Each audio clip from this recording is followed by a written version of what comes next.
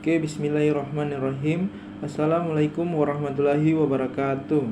Perkenalkan, nama saya Herlin Prasetyo Nurtam, jurusan Manajemen Pendidikan, Fakultas Ilmu Pendidikan, Universitas Negeri Gorontalo, tahun 2024-2025. Di sini saya akan membahas materi saya, yaitu yang berjudul Landasan Filosofis, Falsafah, dan Hakikat Perencanaan Pendidikan, yang disusun oleh tugas mata kuliah perencanaan pendidikan yang dibimbing oleh dosen pengampu Profesor Dr. Novianti Japri, SPD, IMPD,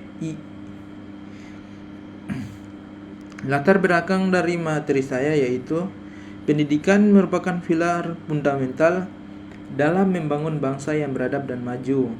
Sistem pendidikan yang efektif dan berkualitas tidak hanya bergantung pada infrastruktur dan sumber daya, tetapi juga pada filosofis yang kuat. Rumusan masalah saya pada materi kali ini yaitu yang pertama, apa pengertian dari landasan filosofis dalam perencanaan pendidikan? Kedua, bagaimana peran falsafah pendidikan dalam perencanaan pendidikan? Ketiga, bagaimana landasan filosofis dan falsafah pendidikan yang memengaruhi perencanaan pendidikan? Tujuan dari penelitian saya yaitu yang pertama, menjelaskan pengertian dan pentingnya landasan filosofis dalam perencanaan pendidikan. Yang kedua, mengidentifikasi peran falsafah pendidikan dalam proses perencanaan pendidikan. Yang ketiga, menyajikan pemahaman mendalam tentang landasan filosofis, falsafah, dan hakikat perencanaan pendidikan.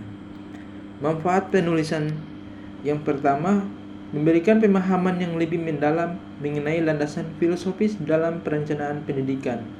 Yang kedua, menyediakan referensi bagi para pengambil kebijakan pendidikan dalam merancang strategi yang efektif.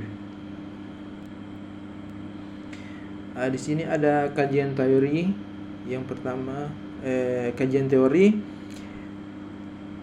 Falsafah pendidikan juga memengaruhi perencanaan pendidikan dengan cara memberikan arah dan tujuan yang jelas. Misalnya, falsafah konstruktivisme yang menekankan pada pembelajaran aktif dan penemuan sendiri oleh peserta didik, yang akan mendorong perencanaan pendidikan yang lebih fleksibel dan berpusat pada siswa. Di sisi lain, falsafah behaviorisme yang menekankan pada pengulangan dan penguatan akan mendorong perencanaan yang lebih terstruktur dan berbasis pada pengukuran hasil belajar. Metode penelitian saya yaitu yang pertama, metode 1. Langkah pertama dalam metode kajian pustaka adalah mengidentifikasi sumber-sumber literatur yang relevan. Metode 2, setelah sumber-sumber literatur dikumpulkan, langkah berikutnya adalah melakukan analisis kritis terhadap isi dari literatur tersebut. Yang ketiga, metode ketiga dalam metode kajian pustaka adalah menyusun hasil analisis menjadi sebuah tulisan yang sistematis dan koheren. Yang keempat, langkah terakhir yaitu menyusun hasil analisis. Oke, yang menjadi pembahasan pertama yaitu A. Pengertian landasan filosofis. Landasan filosofis dalam perencanaan pendidikan merupakan dasar pemikiran yang digunakan untuk merancang dan mengembangkan sistem pendidikan. Landasan ini meliputi berbagai aspek yang mendasari pemikiran dan tindakan dalam merencanakan pendidikan seperti ontologi, epistemologi, dan aksiologi. B. Macam-macam filosofis. Yang pertama, ontologi, epistemologi, dan aksiologi. C. Peran landasan filsafat. Landasan filsafat dalam perencanaan pendidikan berperan sebagai panduan dalam merancang kebijakan dan strategi pendidikan. Filsafat pendidikan membantu menentukan tujuan pendidikan, metode pengajaran, dan kurikulum yang sesuai dengan nilai-nilai tujuan tersebut.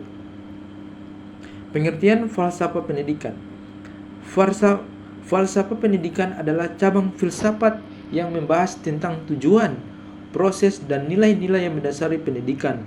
Falsafah ini mencakup berbagai aliran pemikiran yang memengaruhi cara pandang terhadap pendidikan, seperti idealisme, realisme, pragmatisme, dan eksistensialisme. Tujuan dan fungsi perencanaan pendidikan yang diantaranya: pertama, idealisme; dua, realisme; ketiga, pragmatisme dan eksistensialisme. Yang D, implikasi falsafah terhadap perencanaan pendidikan. Pengelolaan pendidikan telah mengalami pergeseran secara paradigmatik, walaupun esensi dan tujuannya tetap sama, yakni terselenggaranya proses pendidikan secara efektif dan efisien. Manajemen menjadi jawaban dari kompleksnya persoalan dalam dunia pendidikan. Seperti yang sudah dijelaskan di atas, bagaimana pentingnya manajemen dalam dunia pendidikan, sejalan dengan pendapat Mulyasa yang menekankan bahwa manajemen menjadi komponen yang integrasi dalam proses pendidikan. Mulyasa 2012. Yang F, pengertian hakikat perencanaan pendidikan. Perencanaan pendidikan melibatkan berbagai proses seperti pengumpulan data, analisis kebutuhan, penentuan tujuan, dan pengembangan strategi untuk mencapai tujuan tersebut. G, proses perencanaan pendidikan. Proses perencanaan pendidikan melibatkan beberapa tahap, termasuk pengumpulan data, analisis kebutuhan, penentuan tujuan, dan pengembangan strategi.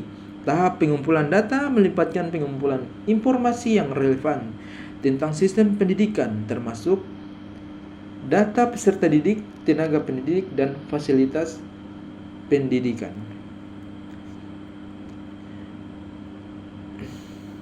Oke, yang menjadi kesimpulan saya pada materi yang sempat saya bawakan kali ini yaitu landasan filosofis memberikan dasar pemikiran dalam perencanaan pendidikan.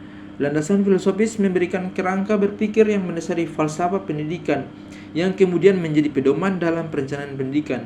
Falsafah pendidikan memberikan pedoman menentukan tujuan, strategi, dan nilai-nilai dalam pendidikan.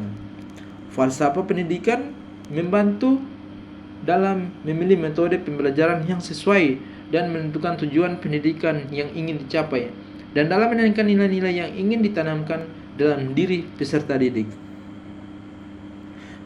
Saran saya pada materi kali ini yaitu untuk meningkatkan efektivitas perencanaan pendidikan. Disarankan agar perencana pendidikan terus mendalam pemahaman mereka tentang filosofi dan falsafah pendidikan.